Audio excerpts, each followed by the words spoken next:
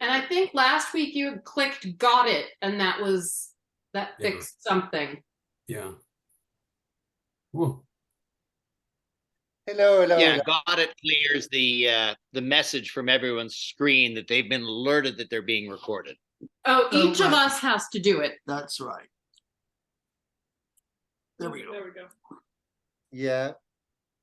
Good evening. This lecture is going to be about Russian art, and mostly Russian art of the 19th century, and about the Tretyakov Gallery in Moscow. So I went to Moscow. It is a magnificent city. It's a very impressive city. And I just show you a few pictures to warm you up. This is the St. Basil Cathedral in Moscow. And you can see how colorful churches are in Russia.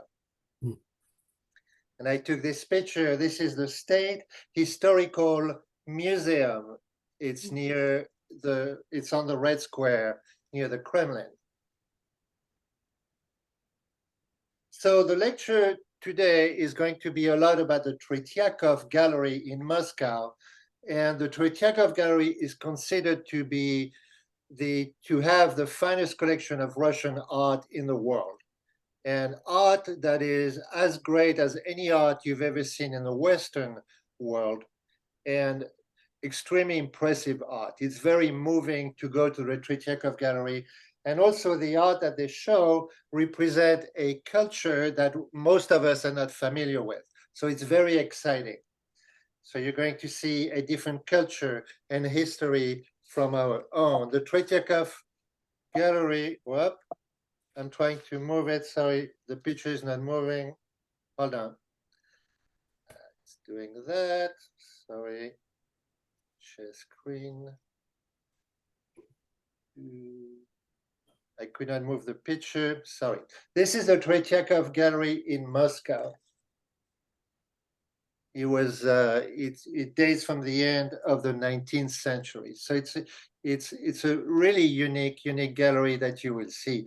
The first artist I'm going to show you is Ivan Shishkin. This is the Tretyakov Gallery in 1900, and this is Ivan Shishkin. Ivan Shishkin is a very famous Russian painter. He was born in 1832, and he was born in Yelaguba in the Republic of Tatarstan. He lived and worked in Germany and Switzerland before becoming a member of the St. Petersburg Academy. I'm going to show you, this is a painting by his friend Ivan Kramskoy when he was fairly young. And this is another painting by Ivan Kramskoy, and I will show you a lot of painting by Ivan Kramskoy, but this is his painting of Ivan Shishkin.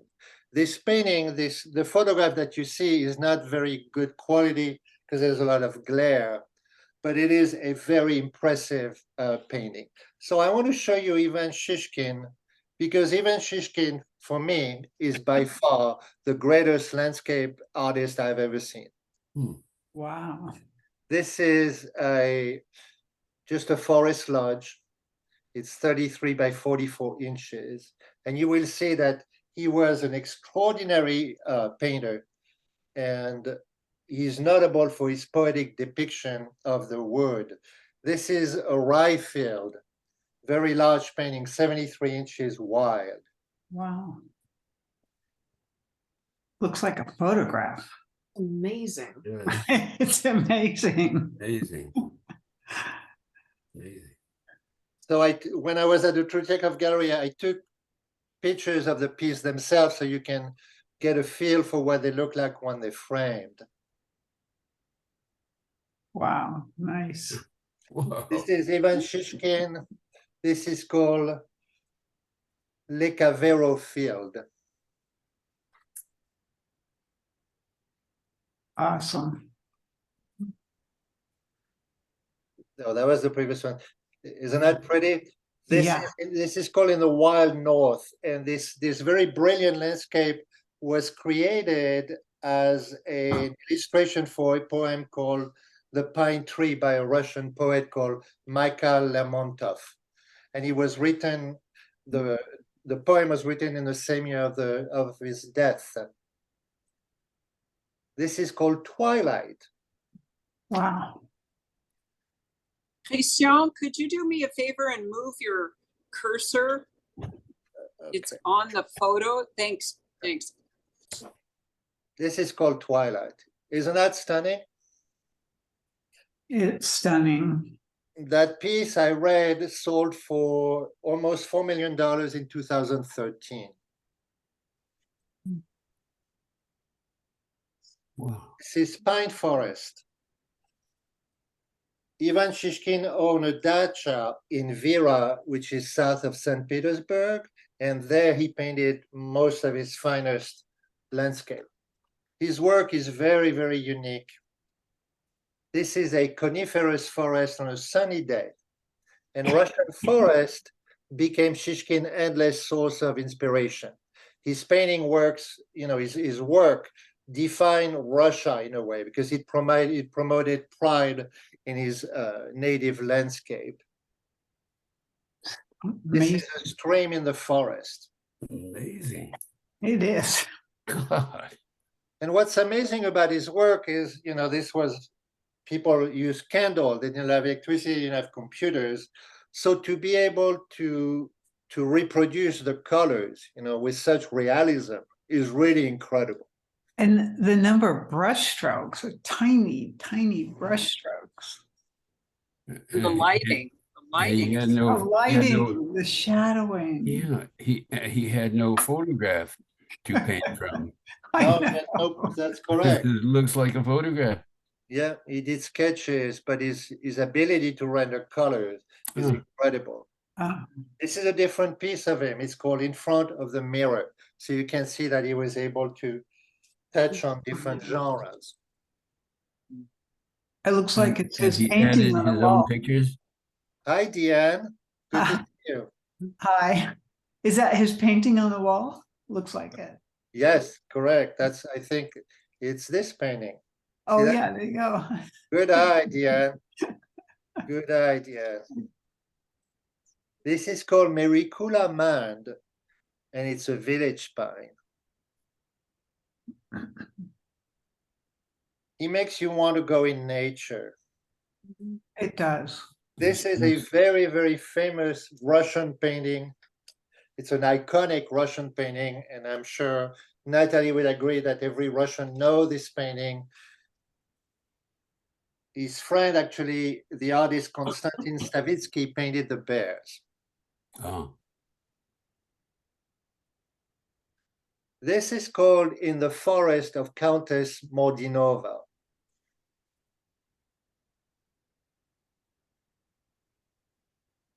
Is that the Russian Robin Hood? No, I'm joking.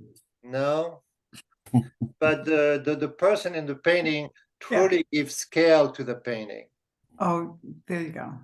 and you sense already a different culture.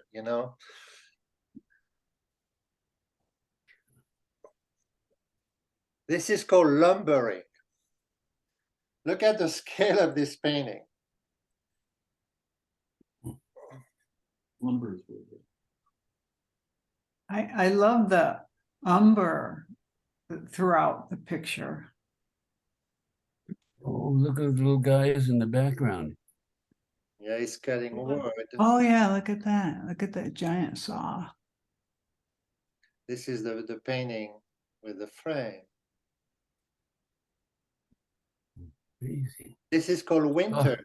Oh. 80 inches Oh. wide. How long did it take him to paint these? Oh, I could only guess months per paint. I can see the work I do, so I would compare it, how detailed his work is. I think you could show that to 100 people and say, do you like this photograph? And none of them would say, that's not a photograph. I agree. yeah. Right. And It's again, astonishingly realistic. this is painted from, he did sketches in the field, but Yeah. he went back home and it is amazing, absolutely amazing. So difficult to paint snow, huh? Yeah. Well, to paint it that well, Wow. and the depth of the forest and the light, Yeah. The light coming from the back is incredible. It reminds me a little bit of the black clothes in some of the other paintings we've seen where somebody's dressed all in black, but you can see the depth even though it's all just black. Yeah, This is kind of the same. It's all white, but it's definitely three-dimensional. absolutely. Yeah. Oh my God. This is called Rain in the Oak Forest. It's very pretty. It's very pretty. Wait a minute. Christian, what year is this, roughly? This is 1891. Wow. Okay. This is called the forest clearing. It makes me want to go there. Yep. It looked like Doyle Park 100 years ago, Mary Jane. Yeah. Look at the dandelions. I could not get I took this picture at the Tretyakov gallery, but I could not get a better image of it.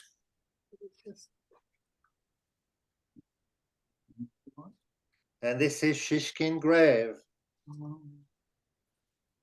So his name is Ivan Shishkin. Yeah. He passed away on March 20 in 1898 in his studio behind his easel. And a minor planet was named after him. It's called 3558 Shishkin. Isn't that cool? That's very cool. That an artist would be given the name of a planet. Yeah. So I showed you painting by Kremskoy of his friend Shishkin. Ivan Kremskoy, this is him, this is a self-portrait. He was born in, I hate to pronounce it, but in Ostrogots in Ukraine. He was a Russian painter and an art critic, and he studied at the St. Petersburg Academy of Art. So he's one of the greatest portrait painter Russia has ever known. He also died while working at his easel at the age of 49 years old. Kelly, leave it. This is not my favorite painting, but it is one of his most well-known painting. It's called Christ in the Wilderness. Very large painting, 83 by 71 inches. But if you want to see something beautiful, Oh yeah. this is a portrait of an unknown woman. Yeah, I've seen this. Yeah, I've seen this before. Did you show us this last year? No, I sent it to you when I sent you information Oh. about the lecture. Okay. Oh, okay. Look at this. Look at her face. Look at that face. Wow, look at that. The original would really move you. It's absolutely incredible. There's just something that What a cannot be face. defined. No. Oh, Isn't she looking at you? This is a portrait of the wife of the owner of the Tretyakov gallery. It's a portrait of a lady called Vera Nikolaevna Tretyakova. 91 inches tall, so very large scale painting. So again, very photographic, realistic. Right. Absolutely. His Go ahead. lighting, his lighting on her forehead, Yeah. so real. It is very realistic.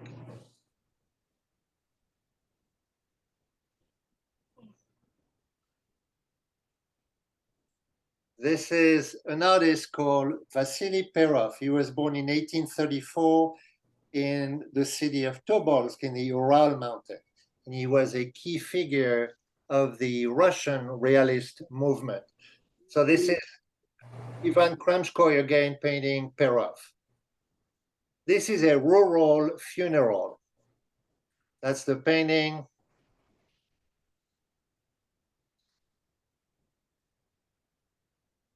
He's a realist painter, so he often chose to paint, the poor.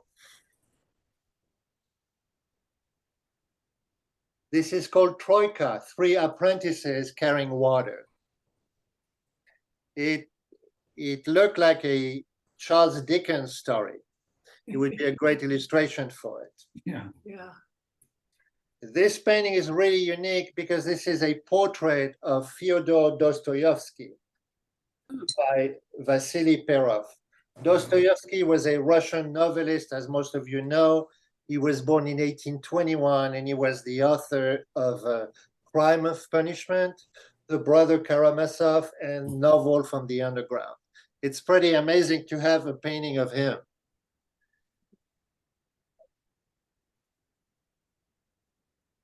This is a curious painting, and the resolution is not that great. It's called The Drowned Woman. Oh. Likely she had just been found in the river. This is one of his most famous paintings. This is Debate About Faith. And this is where you know that you're looking at Russian art with the Orthodox Church and totally different leanings and a totally different history.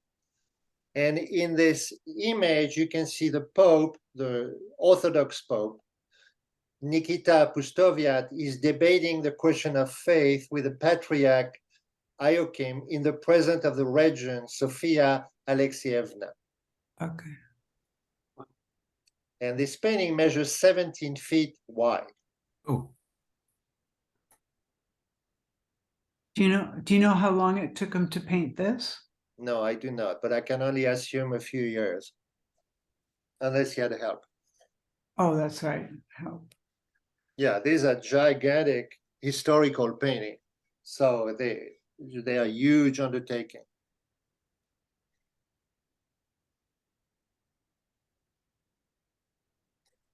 I have only one picture of this artist. It's not even a good resolution, and I know very little about this artist. His name is Abram Archipov, and this painting is called A Portrait of Ligor Kruslov, an Artist.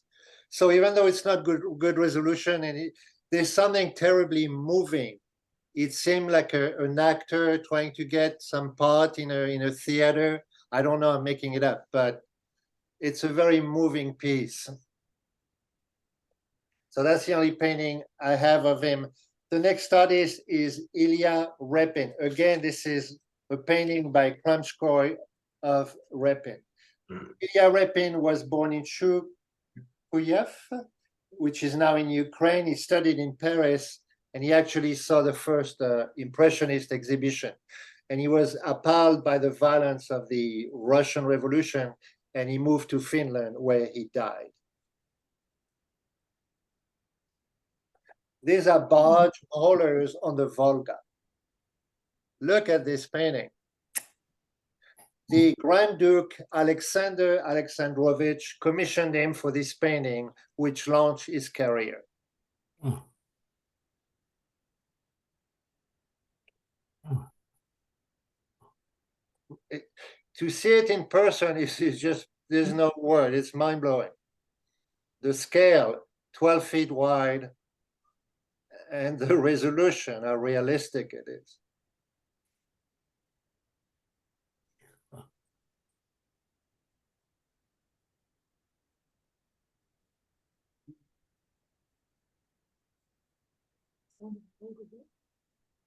Oh my God.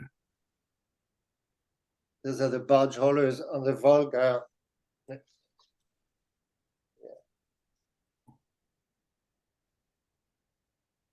They look more like slave than anything else, don't they?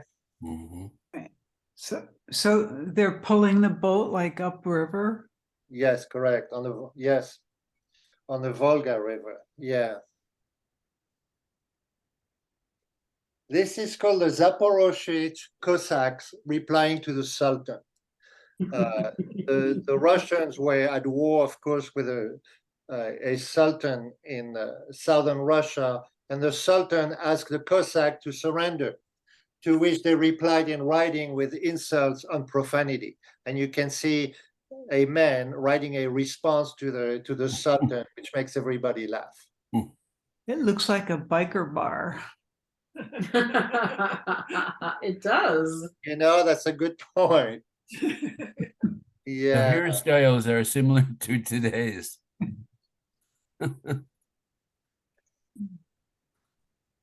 As I said, he studied in Paris. This is a Parisian cafe. Mhm. Oh, yeah. Lived in Paris for 2 years. His work is incredible. The scale, the depth, how he effortlessly paints figures. One of my favorite painting of his is this one. It's called They Did Not Expect Him. It's painted in 1888, and it shows the unexpected return of a Russian revolutionary that had been in exile in Siberia. And you can see his gaunt figure.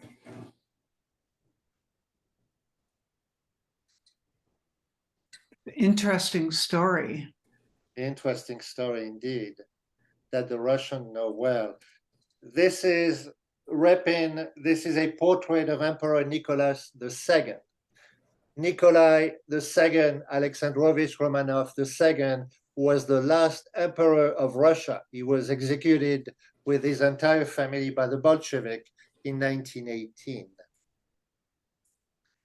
This one is incredible again because this is a painting of Leo Tolstoy in barefoot. Ilya Repin, the painter, was a friend of Tolstoy. Tolstoy was born in 1910 and is the famous author of War and Peace and Anna Karenina. But the most striking pictures that you will see in this museum is this one. Oh, yes. This is Ivan the Terrible and his son. It's 9 feet wide. Hmm. And to see it in person is it's shocking to the system. Ivan the Terrible, who was not always terrible, actually, he was the first ruler of Moscow in 1533. He was actually a very capable ruler, but he was prone to fits of rage. And during one of them, he killed his oldest son in a fit of anger. So this portrait by Repin of Ivan the Terrible killing his own son caused a scandal, resulting in the painting being removed from the exhibition. But this was followed by a series of major successes. Again, this painting is 9 feet wide. There's something intense about the madness in his eyes and everything else. Mhm.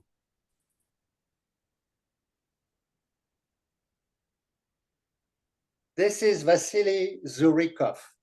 He was a painter born in 1848. He was born in Siberia from a Cossack family, and his father was a Russian historical painter. Many of his work have become familiar to the general public through the use of illustration. This is Boyarina Morozova, and this painting is 20 feet wide. The resolution of my photograph is not the best, but that is the best I could find. Boyarina Morozova, this lady, Feodosia Morozova, was a leader of the Old Believer movement. So a orthodox, extremely kind of backward, and her views were not accepted by the Tsar because she had extremely orthodox views in the 17th century. So she was perceived as a martyr, but she was arrested and she died in prison.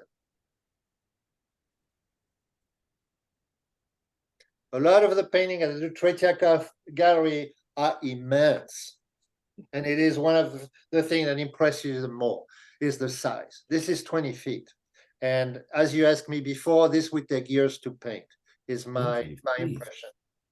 20 feet. This is morning of the Streltsy execution. Again, it's Russian history. The Streltsy uprising was a revolt of an infantry regiment called the Streltsy Regiment. And it depicts the public beheading of hundreds of Streltsy supporters because of their failed uprising before the wall of the Kremlin in the 17th century. And Peter the Great, do I have him? Yeah, that's Peter the Great on his horse here. He's shown in his blue and gold frame uniform, and he's supervising the execution by hanging.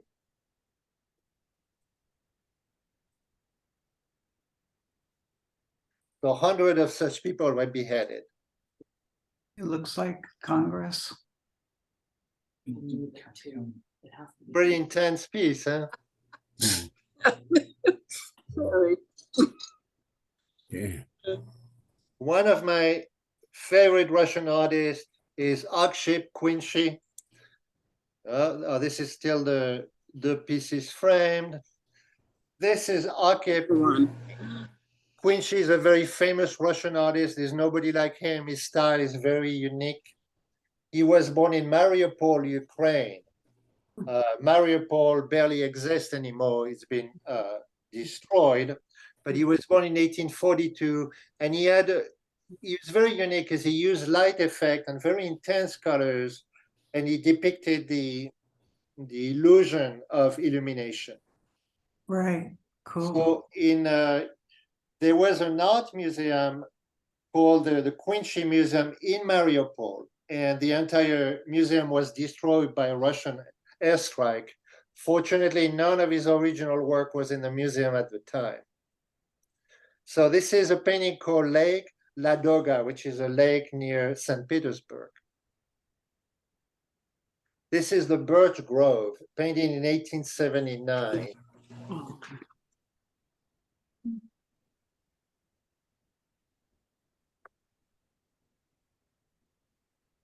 Peaceful. This is the Elbrus Mountain. Beautiful light, incredible. The next piece, I'm going to show it to you, but it's almost, this is still the same piece frame. This piece is almost impossible to photograph. It's called Moonlit Night on the Dnieper River.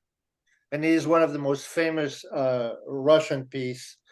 It has a quality of fluorescence. When you look at it, the water fluoresces. He had a unique technique, and no photograph can render how extraordinary this painting is. Unbelievable. So this is a bare approximation, but when you see it, it literally blows you away. Wow. This is a rainbow, 67-inch painting. The light is incredible. Yeah. It's the best rainbow painting I've ever seen by far.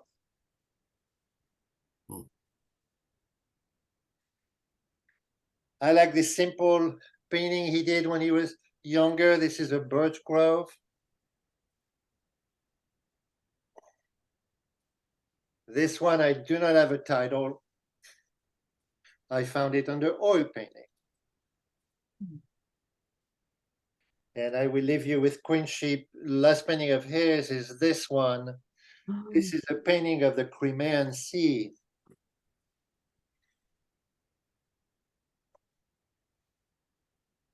So what is that blue? Is that cerulean blue? What's that blue? The sea? That's a cobalt. Oh, cobalt. That's more of a cobalt ultramarine. The Yeah. sky is more of a cerulean blue. Okay, thank you. Cerulean is a mixture of tin oxide and cobalt.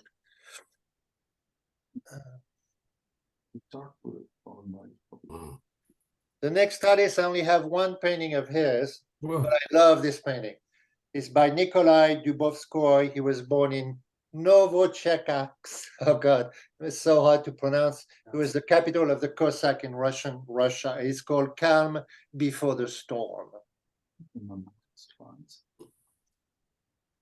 And I took this picture when I was there. Wow. When did you go, Quentin? I was there 4 years ago, I believe. Nice. And it was my intention. I went there, I went to St. Petersburg. It was my intention to go back, but the event of late have prevented me from going back. But Moscow is a mind-blowing city, very green, very beautiful. And the people are extraordinarily beautiful. Russian people are very cultured. You know, everybody is expected to go to college. People are familiar with classical music, with the writers. It is an extraordinary country. A great Russian artist is this gentleman, very famous. His name is Vasily Vereshchakin. And what's amazing is you will see how extraordinary this, most of these painters are. They are largely unknown in the Western world. So he was born, Vereshchagin was born in 1842 in Cherepovets, it's north of Moscow, and he's one of the most famous Russian artists. He painted the horror of war, and he traveled extensively in the Himalaya and Central Asia. Mm. This is called the Apotheosis of War in Turkestan. And it's dedicated to all the conquerors, past, present, and to come. That is the horror of war. This painting is curious. It's called The Spy. And it's, one doesn't know if he's been arrested, if he's been congratulated. There's a mystery to this painting. So I think you're free to choose either version. Looks like boobs are crazy. Highlights of the crinkles. This is a painting called They Are Triumphant. It's a celebration over the enemy, the emir of Bukhara, way south of Russia, is watching Oh, the heads of Russian soldiers that are impaled on poles. You see the head of the Russian imposed on pole? Yeah. Oh, Oh, oh my God. When you see these paintings, you get very impressed by the scale and the size of this painting.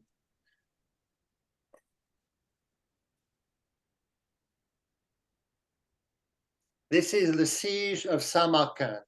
The title is also Let Them Enter, and you see Russian soldiers fighting the army from the Bukharan Emirate. Here they defending a breach in the wall. This painting is incredible.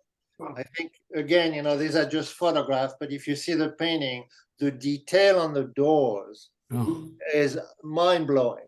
oh my God. This is called Tamerlan doors, and Tamerlan was a ruler of the Timurid Empire, which was a Turk-Mongol empire in the 15th century. Oh, Tamerlan, yeah. Tamerlan, Tamerlan. Yeah. T-A-M-E-R-L-A-N. Rings a bell, Howard? Oh, yes.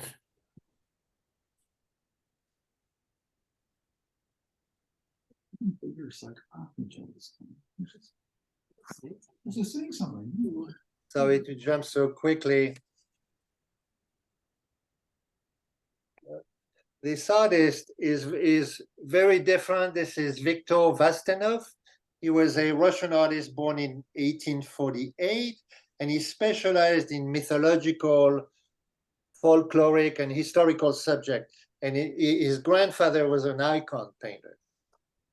And this is called Three Princesses of the Underground Kingdom, and it's 10 feet wide. The next one is a very famous, very iconic Russian painting that every Russian knows. This is called the Bogatiri Heroes. The Bogatiri, they were like noble Slavic people, and this comes from a medieval Slavic legend.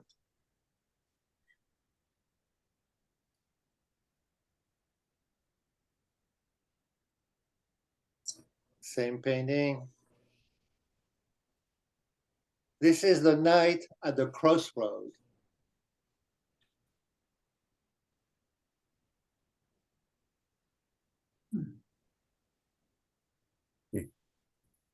This is a very moving picture. This is Oleg's, it's farewell to his horse. These are illustrations. You see that illustration? yeah. This is an illustration for a book of poetry by the famous Russian poet Alexander Pushkin. This is illustration for Song of the Wise. Yeah. Pushkin was an amazing poet, and he is a revered and definitely the most famous Russian poet. I have a book of his work. Here's another iconic Russian picture. This is called Ivan Zarevich on the Gray Wolf. And it comes from a fairy tale called Tsarevich Ivan, the Firebird and the Gray Wolf. And I love this piece. This is called the Snow Maiden. Her name was Sneguroshka. It's a character in a Russian fairy tale. Isn't that pretty? Yeah. Mm. And I'll show you a much more realistic painting by Hayes. This is called Moving House, poor people being displaced. Mm. I move on to a completely different artist. His name is Nicholas Roerich. He was born in St. Petersburg in 1874. He was a Russian painter, an archaeologist, a philosopher, and he was much influenced by the symbolist movement. And he was dedicated activist for the cause of preserving art during times of war. And he was many times nominated for the Nobel Peace Prize. This is a landscape called Solveig's Song. Isn't that beautiful? Yeah.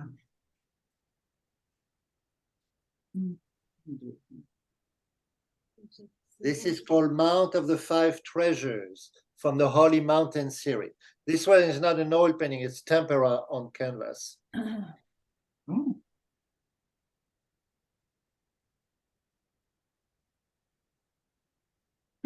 I only know the title of this one. It's called And We Are Trying, but it's certainly a very spiritual piece, and it seemed to happen in the Himalaya. Now, this painting here is another very famous painting, Russian painting. It's called Overseas Guest, and this shows the Varangians. So the Varangian were Vikings from present-day Sweden who settled in Russia and Ukraine in the 8th century. And they among them were a group called the Rus, and the Rus gave their name to Russia. So Slavic people moved to Russia and Ukraine and became the Slavs.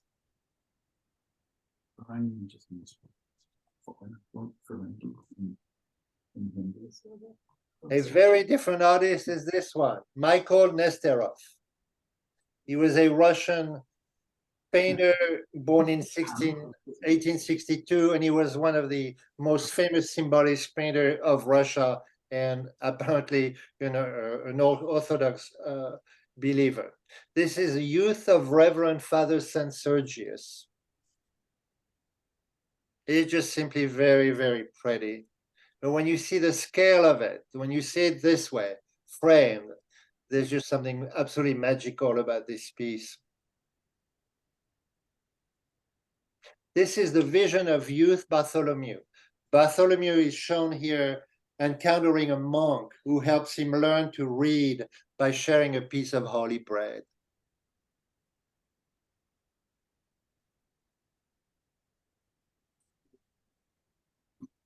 Isn't that pretty framed?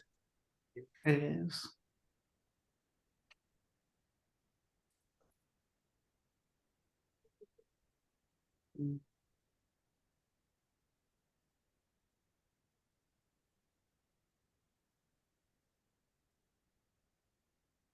This is called in Russia, Soul of the People.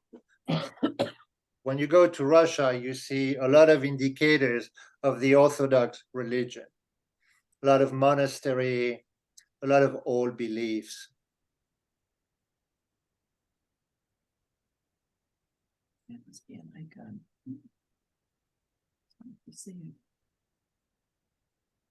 This is a drawing of Alexander Pushkin, the famous Russian poet on a park bench. It is a miracle that we have some drawing of all these people, Dostoevsky, Tolstoy, Pushkin. This is what it looks like. This drawing is by a Russian artist called Valentin Serov. He was one of the great portrait artists of his era. And he was born in St. Petersburg. He was the son of a Russian composer. This painting is as good as I've seen as a portrait. This is a portrait of Princess Zinaida Yusupova. She was a very wealthy Russian noblewoman known for her beauty. And actually, I saw many photographs of her, because photographs then existed. This is painted in 1902. And she was indeed a striking woman. Many people took photographs of her or painted her. Isn't that a beautiful painting? She looks like a courtesan. Mhm. She's dressed like a courtesan. Your dog.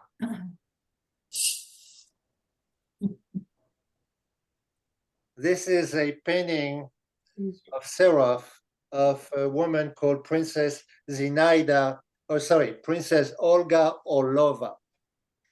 This is 94 inches tall, so a very, very tall painting, more than 8 feet. She looks older. That's not the same woman. This is Olga Orlova. The previous one, they're both princesses. I know. She's This one was Zinaida Yusupova. right. I only have one painting of this gentleman, but the painter is Otto Friedrich Theodor von Müller. He is a Russian painter of German descent. The reason I show you this painting is because this is a painting of Gogol. And Gogol is my favorite Russian writer. Oh, Google. He was Nikolai Vasilievich Gogol, was born in 1809, and is the author of Diary of a Madman, Dead Souls, and The Overcoats.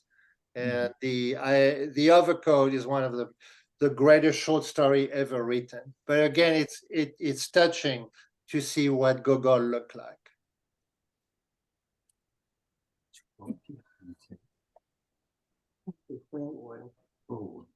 Just one painting from this artist called Alexei Savrasov. He was a Russian landscape painter. And I'm showing you this painting because this is another very famous Russian painting. It's called The Rooks Have Returned.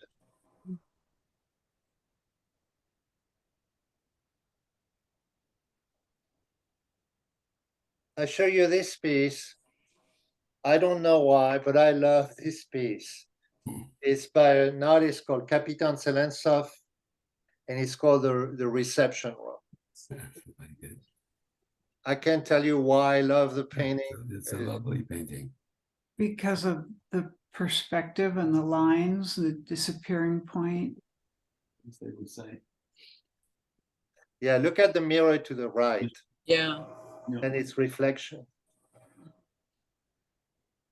And I'm going to leave you with two photographs, but one of them just blew me away. And it's the only painting I liked of this artist. His name is Boris Kostofiev. It's called The Beauty. And to see it in person is shocking. I mean, in a good way, because the pinks of the comforter are just absolutely striking. Whoa, yes.